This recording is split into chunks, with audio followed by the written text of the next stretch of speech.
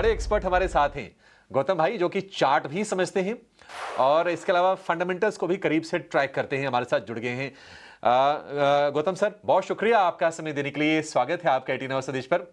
गौतम भाई, क्या लग रहा है मार्केट का आपको? क्योंकि बाजार रह रह के ना अटक रहा है, चल भी रहा है तो वो कन्विक्शन नहीं आ रहा है, लोगों को कॉन्फिडेंस आ नहीं पा रहा है कि नहीं हम इस पर थोड़ा लंबी अवधि का दांव लगा लें। आपकी राय सर, क्यों ऐसी सिनेरियोज बन रहे हैं बाजार में?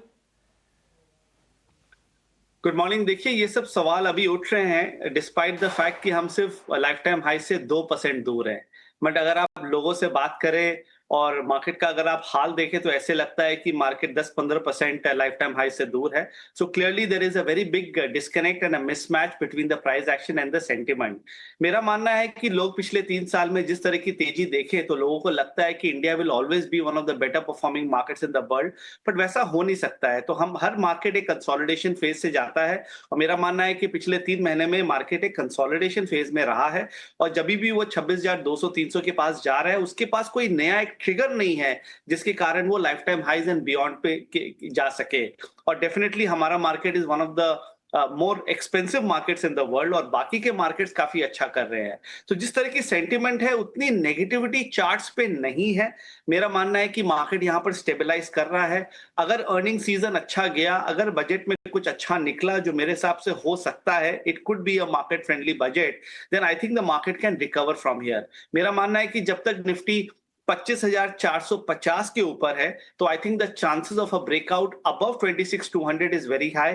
और हम अभी भी अपना लॉन्ग टर्म टारगेट जो 28,400 का है, हम अभी भी उसको मेंटेन करते हैं। तो इस मार्केट में बने रहना चाहिए क्योंकि इतनी नेगेटिविटी हमने पिछले 1-1.5 महीने में देखी, उसके कारण लोगों को इस लेवल्स पे बेचना नहीं चाहिए।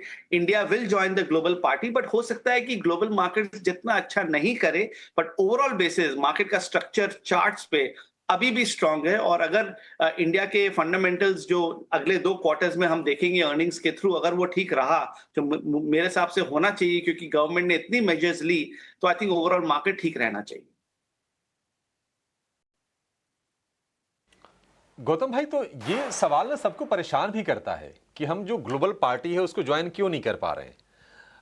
एक्सपोर्ट के मामले में मतलब अगर आप बाकी हम एशियन पीयर से देखेंगे तो हम पीछे ही हैं। अगर हम टोटल शेयर की बात करें तो हमारे यहाँ इन्फ्लेशन कम है, 1.25% के आसपास का इन्फ्लेशन है, ग्रोथ हमारे यहाँ सबसे अच्छी है, तो सारी चीजें तो अपने पक्ष में हैं। तो ये वैल्यूएशन वाला फैक्टर बार बार परेशान क्यों कर रहा है सर ये? देखिए, 2 चीज है। एक तो market follows the discounting mechanism और इंडिया के जो सारे जो एग्जिस्टिंग पॉजिटिव्स हैं वो ऑलरेडी प्राइस में हैं। अब आप वही इंडिया ग्रोथ स्टोरी को लेके आप ये नहीं बोल सकते हो कि जो हमारा जो 21-22 का पी है we deserve a 24-25 P. Maybe we don't deserve a 24-25 P, या फिर consumption has to pick up for the economy to come back on track and then हो सकता है कि फिर मार्केट चलेगा। और मैं इस मार्केट को 20-25 साल से देख रहा हूं। देखिए, historically India has always been at the centre stage of the global rally.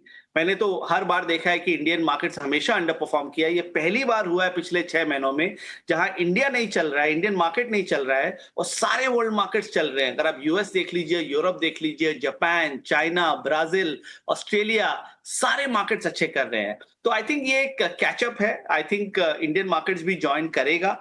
हो सकता है कि हमने जो पॉजिटिव्स देखा वो ऑलरेडी प्राइस्ड इन है। और निफ्टी को मत देखिए, इंडेक्स को मत देखिए, अभी भी काफी अच्छे थीम्स है। जैसे हम मेटल्स पे, पीएसयू बैंक्स पे, पीएसयू स्पेस पे इतना बुलिश थे और वो सेक्टर्स काफी अच्छे कर रहे हैं। तो ये एक स्टॉक पिकर्स मार्केट बन गया। अगर आप इंडेक्स को देखेंगे तो आप डिसअपॉइंटेड रहेंगे, आप डीमोटिवेटेड रहेंगे। बट आप अगर आप अच्छे सेक्टर्स में रहेंगे तो आई थिंक मार्केट में अभी भी बहुत बड़ी अपॉर्चुनिटी है।